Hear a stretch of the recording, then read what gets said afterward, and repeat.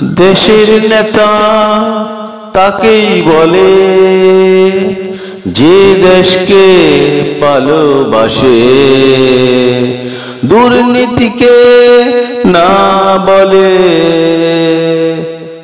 ও দেশের নেতা তাকেই বলে যে দেশকে ভালোবাসে, দুর্নীতিকে না বলে।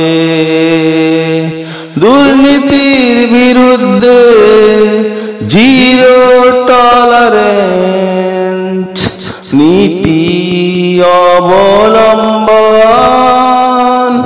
করবে যে জন, তাকে আমরা বাংলার জমিনে নেতা হিসেবে মানব আজীবন, মানব আজীবন।